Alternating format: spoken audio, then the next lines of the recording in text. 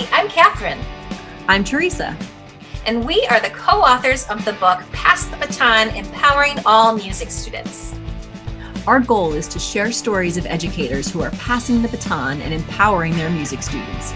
We want to help teachers create music lessons that transform students from passive consumers to vibrant creatives.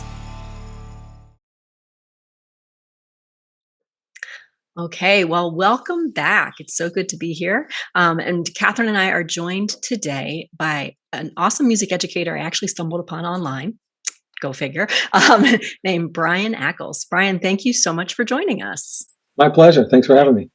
So Brian, I'm going to ask you, would you be willing to introduce yourself? Tell us a little bit about your background and your current teaching role. Sure. So my name is Brian Ackles. I'm a vocal music teacher for Marcellus High School in Marcellus, New York. So we're in the Finger Lakes region. So I don't know if you know where Syracuse, New York is, go south a little bit, and that's where Marcellus is. Great little town. I've been teaching here at the high school about 20 years. Before that, I spent some time teaching middle school, 7th, 8th grade general music and choir for about 4 or 5 years. And before that, I was in San Antonio, Texas, and I taught K through 5 elementary school down there, which was an absolute blast, actually. That was so much fun. So I enjoyed doing that. That's really where I kind of got my start down in San Antonio. I received my bachelor's from Westminster Choir College in Princeton, New Jersey. It since and then has moved. And I got my master's at University of Texas at San Antonio. And that was my master's, just a master's in music, basically, for my professional. I'm a tenor. I'm a well-rounded musician, but I'm not strong in anything, to be honest with you. I'm not a phenomenal singer, but I'm good. I'm not a phenomenal piano player, but I'm pretty good. I consider myself a pretty good educator as far as what I sing. So I'm a tenor. I play a little guitar. So a lot of times when I teach some of my kids some music in school and ensembles, I use guitar, which is always a lot of fun. I've done the church choir gig for 34 years, so that's been a lot of fun. I kind of grew up in churches and did that, and I've sung for Presbyterian. I've worked for Presbyterian and Episcopal and Methodist and a number of different. I haven't been Catholic yet, but I've been doing a lot of different ones, which is absolutely a blessing for me. My wife was also a graduate from Westminster Choir College and is now a clinical social worker. So she's doing that and still working with people. And I have 2 daughters, and my oldest just had a little boy. So his name is James Brian Sprague, which is very cool, and I get to see them tomorrow. So I'm looking forward to that. On a side note, my summer job, I drive a boat. I'm a captain for a mailboat. So one of the few mailboats we have here in the United States. So I drive the mailboat for Mid-Lakes Navigation, which is always a blast. And then to keep my hands busy, I do some caning. And I have a small little business called Finger Lakes Caning, and I cane chairs and weave chairs and stuff like that, nice. and listen to podcasts. So it's a great thing to do. Is I do my weaving and I do some stuff for clients. So that's kind of in a nutshell, a little bit of history. Yeah, nice. Yeah. Awesome. I love how all the different things that are there. That's great. A little bit of everything. Yeah, very fun. So, how did you become interested in student-centered learning, and what kind of changes have you made in your current teaching role as a choral director? You know, I really kind of got into it just from my first couple of years of teaching in San Antonio. When I went down to San Antonio and just started teaching my first year, I taught at an elementary school for Mondays and Tuesdays, another school for Wednesday, Thursday, Friday. I'll never forget it when I met my principal the first time, and we were talking about my schedule. And she said, and in the afternoon on Tuesdays, you'll meet with the kindergarten classes in the cafeteria. All 5 kindergarten classes, all 5. Wow. I was a young professional. I laughed. I thought that was just absolutely insane. How could you have 5 kindergarten classes in a cafeteria? And this is San Antonio. This is downtown San Antonio. So many of them also were Spanish dominant. And I think, so I just died laughing. Well, she was not laughing. She did not have it. So a trick out there for a little bit of advice when you're with administrators, don't laugh unless they laugh first. And I learned that in my first year. So actually pretty much out of necessity, then it was like, how am I going to keep over about 118 little kindergartners busy for 40 minutes in the cafeteria at the end of the day on Tuesday? How am I going to do that? And through that, I got really good at pacing. I got really good at keeping them busy. The whole hands-on kind of thing. So got them going, which was great and worked very, very well. But I soon realized their minds really weren't that active too. Their hands were busy and they were good, but their minds really weren't in exactly what we were doing. So what I try to do is then to help work with these kids is really kind of get an idea of how I can get them working with the music. And so I learned at an early age when I first started my career to keep the kids busy, to engage the kids, to make it all kind of focused on them and how they were manipulating and working with music and enjoying music. So really it kind of became my instructional personality when I first started teaching to keep the kids engaged. So it kind of started being more student-centered, I guess, than just what I want to do. Is how can I get the kids engaged? Mhm.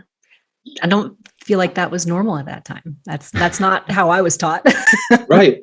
And what do you do? I mean, and I had to step outside the box because, again, I'm sitting there with over 100 kindergarten kids. What do you do? What I was taught, it wasn't really applicable. How do I keep those kids going? And I got really good at pacing. I also learned to talk fast, to have fun because the kids didn't want to miss anything. So if I talked fast, they would listen a little bit quicker because they didn't want to miss anything. What's the music? What's going on? You know how sometimes they talk about the 3-point attention when you speak with someone? You and I have a conversation, we have like a piece of paper in front of us, the 3-point attention when you have education. And I learned that I can use that for music, that I have myself, my students, and I have music. And that's where we meet, is right there. Yeah, that's neat. Okay, so let's fast forward from kindergarten in San Antonio to teaching middle school or high school choir. Then what happened? Well, it's funny because I actually had a conversation with my son-in-law, and my son-in-law is a computer programmer. And about 10 years ago, we're actually shopping, and we're in the shoe section of Target. And I was just asking him, "Hey, what you working on?" And he told me about a new program they're using for computer programmers called Agile. And it's called Agile Development and Scrum. And we just talked a little bit and kind of sitting there waiting for our spouses to shop. And he talked about the old school method of waterfall method. And the waterfall method is you pretty much take things in chunks and just kind of work your way down. Pretty much I thought that's exactly how I teach my choir. So I make the plans. I kind of figure out what we're going to do. I initiate the plans. I assess. I revamp. I go on. I keep on going. I work my way all the way down to the end product. We learned a song. Let's give a concert. I thought, that's exactly what I do. And he said the new style, which is now most computer programs have been doing for the last 10 years or so, or 15 years, is called Scrum or Agile, where you work together in teams. You work together in groups. And you work on small parts. You plan together. And then you kind of go through the process of assessing, making a plan, practicing, going back, seeing what works, what doesn't work, and then kind of move forward in that realm. So I kind of learned through that. And all of a sudden through that, I realized when I started teaching that I really wasn't so much student-centered. I started being teacher-centered because sometimes I had to be teacher-centered. Sure. And then sometimes student-centered, sometimes subject-centered, sometimes process-centered, sometimes I'm product-centered. We do have to put on concerts. That's a reality. So I kind of learned then to kind of do what I called Agile Center Classroom, to where I'm able to flip and try to do different things as the kids need it. And as we work forward and do our concerts and go through our programming. So what does it look like? Can you just... Yeah, it's a real interesting concept. And then the whole concept is basically, I take them through the process that you and I do. I tell my kids, the concept I use is teaching out loud. I've kind of learned to teach my students like I teach my student teachers. So when I do things, I tell them why I'm doing things and why we do this and why we do that and where are we going with that. So I let them see our process. And I think a lot of times educators, we don't do that. We come in with our plan as far as ensembles. Here's our piece. Here's my plan. Here's what we're going to do. We got this amount of time to get ready for a concert. I put all that not on them, but I pretty much teach out loud. I tell them, here's our song. We got 7 rehearsals to get this and tighten things up or whatever. And I let them see the process. I let them kind of get an idea. This was my plan. This is kind of some of the goals that we have. This is how we're going to practice it. This is how we're going to help each other and perform it for each other. And then this is how we're going to go back and kind of fix it and reflect and kind of go back and forth. So I actually say, I call it teaching out loud, but let them see. The big thing is modeling. What I do, I label what I'm doing and not just say, hey, follow me. That kind of thing. So that's kind of what it looks like in a nutshell, basically. Yeah, which is great because because kids don't know those things, right? They don't know how to find literature, and they don't know how to break it down or Yeah. necessarily practice it. All those skills have to be taught for sure. Yeah, and I had this discussion with a couple of my colleagues and friends who teach the collegiate level, and they're like, we get the kids at the college level, and they expect the kids to already know how to practice. Yeah. So they kind of look down to high school and, K through 12 or 7 through 12, and thinking by the time they come to a university, they should know how to learn the music, how to break things down, how to assess, how to practice. And they're shocked a lot of times that the kids just don't know how to do it. Mhm. They'll say, go learn your parts, and the kids will come back and they'll just really struggle. Mhm. Yeah. Because they just spent how many years being told what to do? Pretty much. Do this section, do this, right? Yeah. Not why we're doing this, not how about other ideas. What else could we do instead? Yeah. Right. Yeah. Yeah. That's challenging. And I think it's also hard because, for so many of us, that's how we were taught. So it's only natural to continue to teach that way. Yeah. And I find myself falling into that all the time. Oh, yeah. And that's a big challenge, I think, for all of us as we move forward is how do we step outside the box a little bit Yeah. and to be bold? Because when you step outside the box, sometimes it can look or you have a sense that it's kind of ugly. It's kind of crazy. It's kind of chaotic. And to be honest with you, sometimes it is. Mhm. But also some of the best music you probably, with your own experience, is those moments where it gets kind of crazy and chaotic.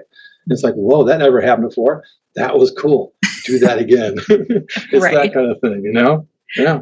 Absolutely. Yeah. It's also like, we're so sometimes pressed for time. So it's like, do I have the time to do that? We have a concert, we have a due date. How am I going to get it all done?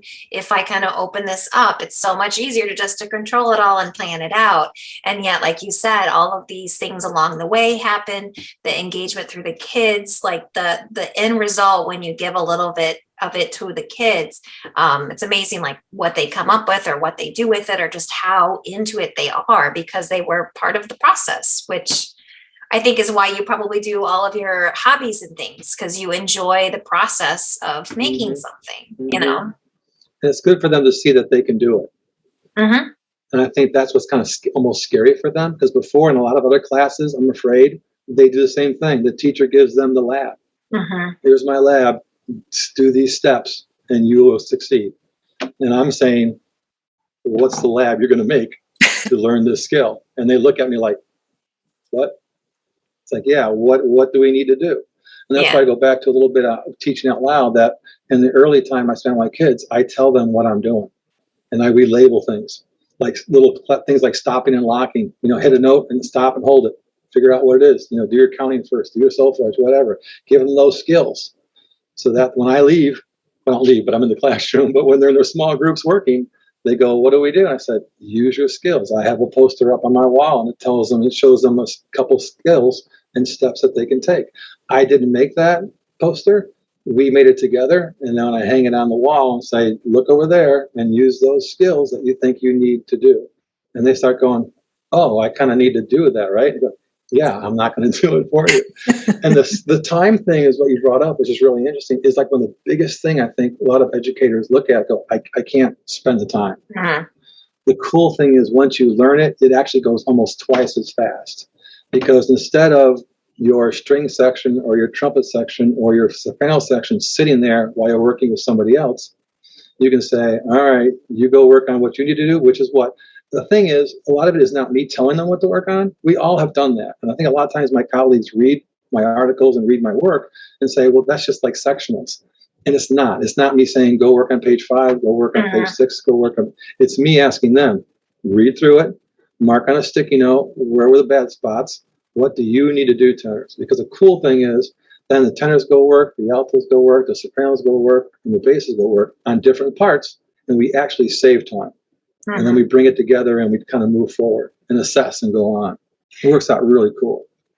So this sounds like we're talking now about your students teaching students aspect of everything, right? Yeah, it works on more of the student teaching students aspect. And that's where the kids pretty much go and kind of help each other out. There's a lot of research out there saying what's really good about it, how it helps. What's amazing is the energy in the classroom kind of shifts because they start getting to realize that their personal views and beliefs kind of get challenged as they experience other kids because they have theirs too. They'll say, we need to work here, and somebody else will say no. And they actually learn to have a dialogue with each other and to listen to each other, which is really, really cool. Yeah. They realize they also sometimes need to compromise. Imagine that. And sometimes you don't like this song or don't want to work on that. Well, you might have to compromise, and you have to do that. And also how to disagree, but let the integrity of the other classmates bring through. It's okay, especially our culture these days. It's okay not to always agree. And we can have these discussions, and they can talk a little bit and go, you know what, we really need to work on page 5 first, and then we'll go to page 6. And go, okay, cool. And they can go through that, which works real well. That's a big thing with the students teaching students, is they kind of help each other out as they go forward, and they work with each other. Different points of view, how many times in our ensembles they go, we don't like that song. And it's okay. Why not? Why do you like it? Why you don't like it? It's good for them to listen and kind of go, yeah, okay, I can see your point, but I still don't like it.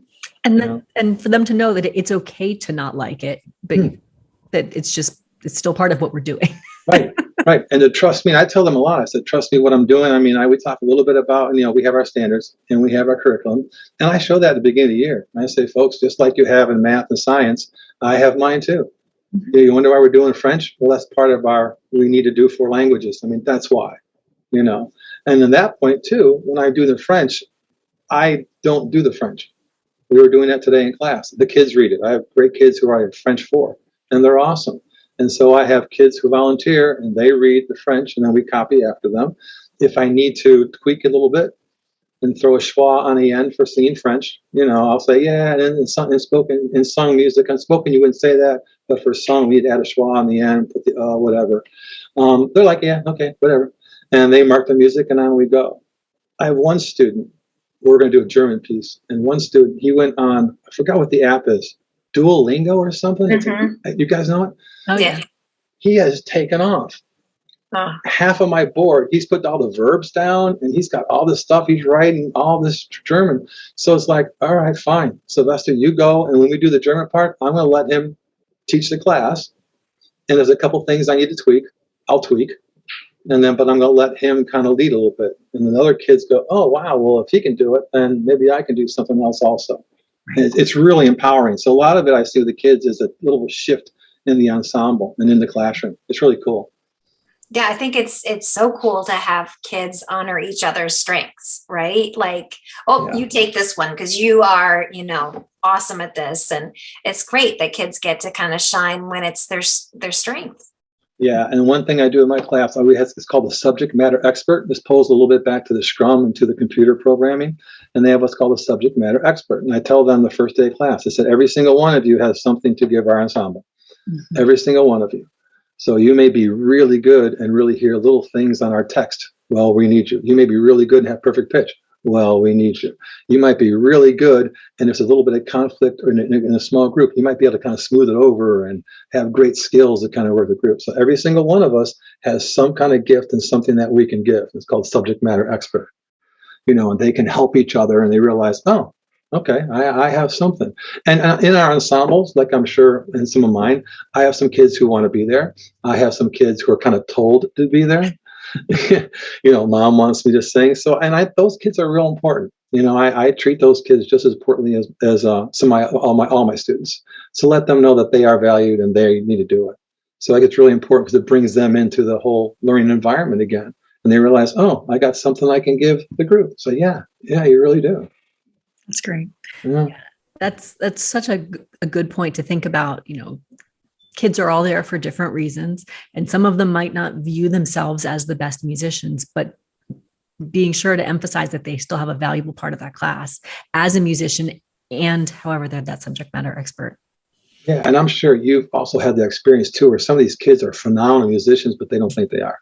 Mm-hmm. And you and I know, you and I know the history behind it. You and I know the theory behind it and what these kids are doing. We're like, wow, that's really good. They go, oh no, I can't sing very well. Oh no, I can't play piano very well. But the aha moments they're having are outstanding. Yeah. And a lot of times it's for us to realize, yeah, you're doing very well. Keep going, kind of thing. And that's where they can see their colleagues or their friends or peers do in the classroom. Then they may get a more encouragement to go, okay, maybe I can do it. Maybe I can go forward. And that's a big thing that we do with the students teaching students, where they create the simple learning. They create the videos, they create the scripts. So I have a script that we use. We did it for a student teaching student last year, and we were all virtual. I was virtual for one semester, and I was hybrid for one semester. So we had kids make videos for each other. And the kids made the script. You know, hi, my name is, we're in the key of this. Our first note is this. Here's the scale. They call it the Gordon scale. The ba-da-ba-ba-ba-dum-bum-bum. They call it the Gordon scale. They made that up. So fine, works for me. And they made the script. So then they read the script, and then we sing through it, we record it, and post it on Google Classroom, and the kids were able to work through a little bit. So it worked out real well with that. We did it Star Spangled Banner last year during the pandemic. That's awesome. Yeah. So we're recording this right now, beginning of November. I'm going to maybe think that you might be getting ready for a performance in a couple of weeks or something like that. So Yeah. what does it look like in your classroom now? Because I'm assuming that it's not one of those things where the kids walk in and they just do everything. I imagine there are some points when when you're teaching. But so like walk us through like what a rehearsal might look like. So today, for example, we're getting ready for a concert in 3 weeks, I believe.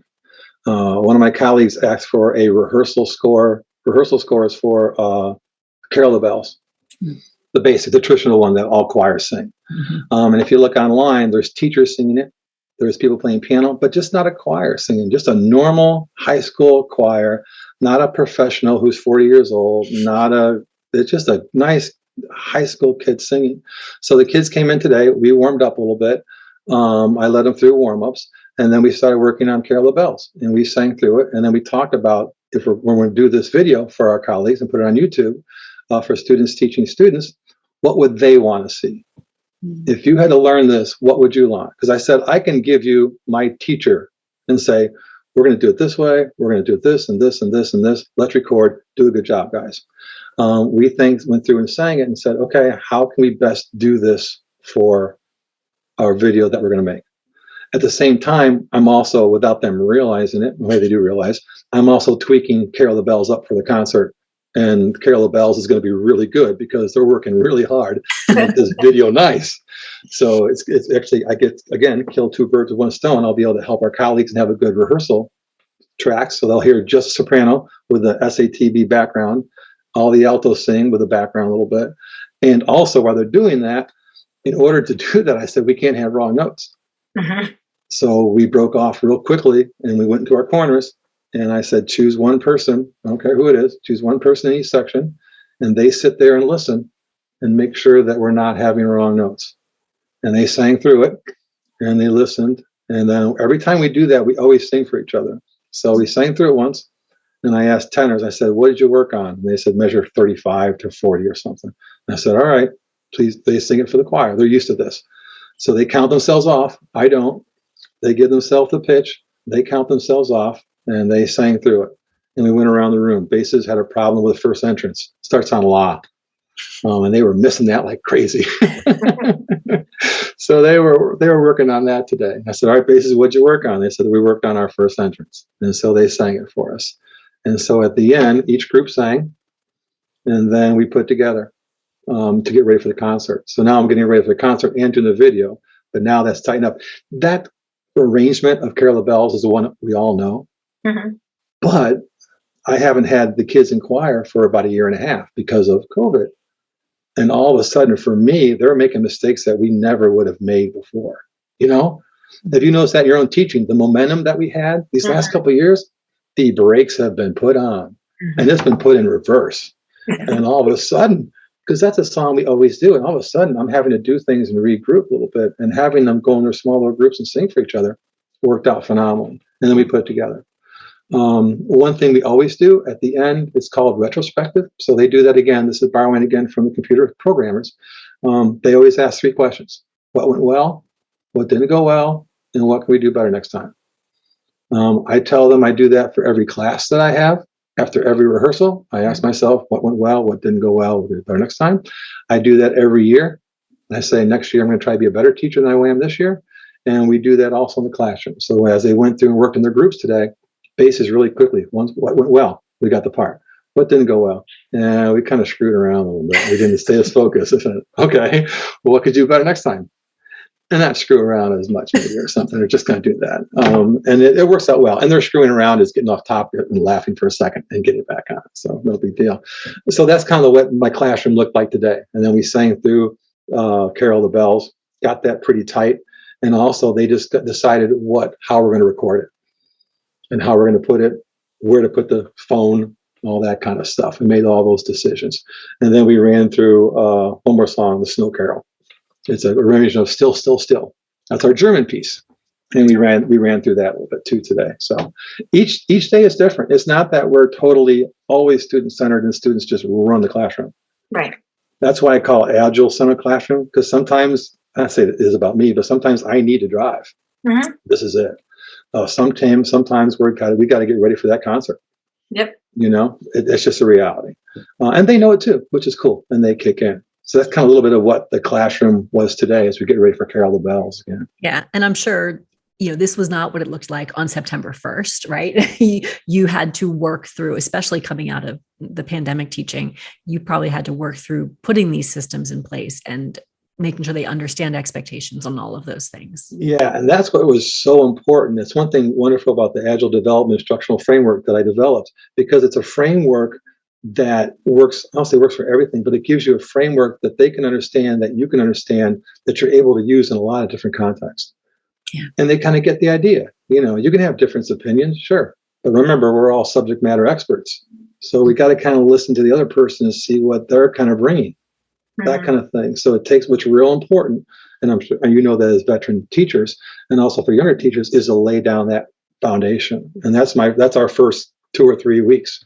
Is kind of showing them modeling. This is how we do it. This is how it's done. I don't wait for the kids to get in their seats when the bell rings. As soon as that bell rings, I'm playing a scale and we're going. And as soon as they hear it, they start running. They start going to their seats and grabbing, and they know it's time to go. Little things like that, to get them going.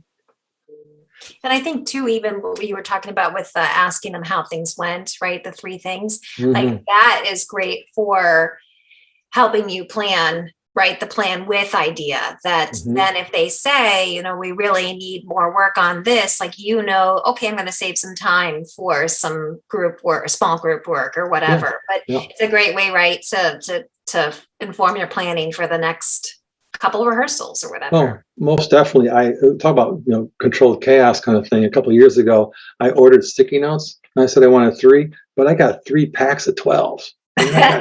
I had like 48 sticky notes. I was like, what am I going to do? My principal said, well, use them for exit tickets. Oh. And I'm like, nah, that's for math. That's for science choir. Come on, exit tickets, get out of here. He's like, no, try it. And I tried it. And I do it now, not always, but I do it periodically. Yeah. And it's phenomenal. They sit on my piano. The kids take them and put them on the top of their music.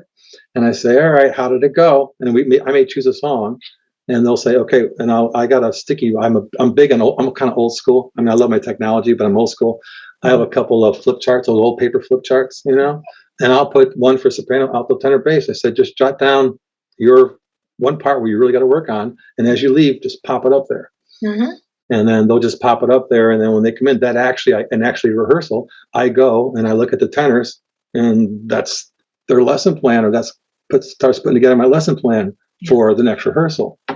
The cool thing with that is that they see me do that. Those boards and those flip charts are in my room. They see it. So then later on, I say, and I've done this a couple of times, it's an absolute blast. We'll go through a song. I'll say, okay, now, again, I said about teaching out loud. I tell them what I'm doing. I said, now fill out this form. It's a quick little form. And I say, would you please write out our lesson plan for the next rehearsal? We're going to go through one song. We're doing Stola Pampa. It's a fun, robust song. And I said, write out the lesson plan. What do we need to work on? What steps should we do? You see the steps I make. You see the things I do. You've watched me. You've done it. What do you do? And they pass it. They fill it out. Step 1, step 2, step 3, step 4, step 5. They turn it to me. And I tell them, I said, I'm going to shuffle these. And next rehearsal, I'm going to just pull one out randomly, and we're literally going to do what's on that paper. And you go, that's no way it's going to work. And it was phenomenal what happened, because all the kids go, oh, he may pick mine. And they worked really, really hard. Yeah. And it's fun because then you get one. I don't tell them, I don't look at the name either. And I don't show them the name. I tell them I will not tell anybody what it is.